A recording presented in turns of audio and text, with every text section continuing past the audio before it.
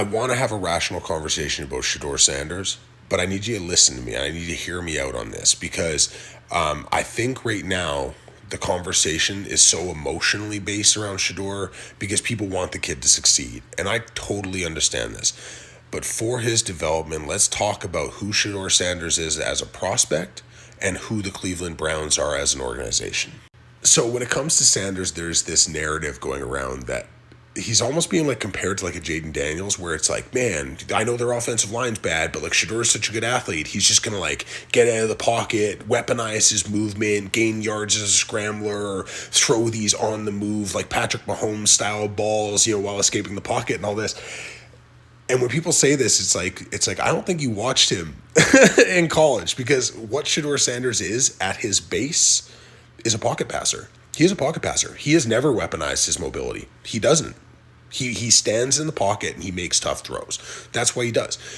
But there's an issue with this, is that the one thing, as I went through more and more Shador tape, that dropped him down my board, because at one time I had him as a top 10 pick, and by draft time I didn't. And the reason why is because he's a below average size pocket passer to begin with above average arm talent. Like, his arm's quite good.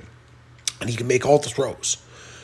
But his pocket navigation and his pocket awareness are really, really poor. He does not deal with pressure well. He gets happy feet with frequency, and he has two real soft points in his pocket awareness that mesh particularly poorly with the blocking scheme that Cleveland and the talent that Cleveland has on the offensive line. And one is he doesn't feel backside pressure at all.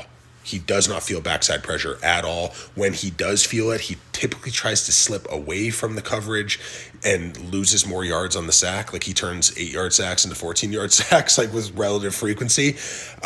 Or if he doesn't do that, he stares down whatever progression he's on, which is usually a first or second progression, because he's not like a deep reads guy.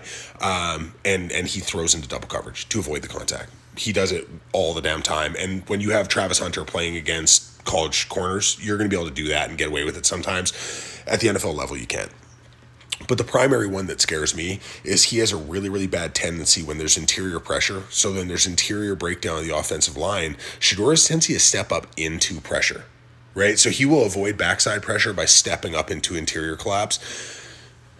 It's a big issue. It's a big issue. He just does not feel pressure in the pocket well at all. And when he does, he takes bad sacks, or he overcompensates by trying to throw into whatever progressive read that he's in, because he has so much confidence in his arm talent, right? The reality is Cleveland's doing the right thing, sacrificing Dillon Gabriel. Dillon Gabriel's a backup quarterback at the end of the day. But he understands how to navigate the pocket a little bit. Like I said, he threw 52 passes the other day, only got sacked, 4 times?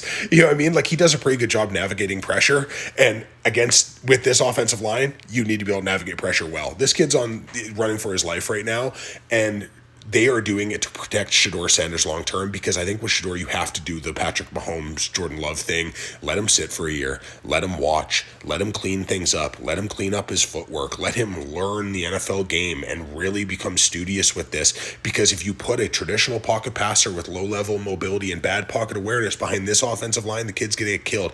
And once in a while, it might look good, and he might have a game where the pass pro works out and he ends up throwing for 285 and 2 touchdowns.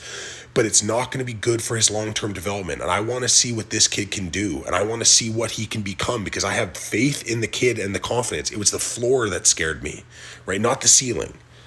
But he needs to sit and watch and learn, because his pocket awareness skills right now behind this offensive line is going to stunt his development long term, and he is not going to become the player that he can become if he goes in too early. I hope they leave him on the bench. I hope they let him learn. I hope they give him that grace to be able to learn this game from the sidelines. I know that sucks, and I know he wants to play, and I know all of his fans want him to play, but developmentally, I just think it's the best thing, man. In the offseason and in the draft, because you're going to have another high draft pick this year, you build your offensive line, right? You add a receiver or two, and then you put this kid in after a season of watching Phil with piss and vinegar and an improved concept around him, and you let him go out and succeed. And I think that's the best way to deal with Shador right now.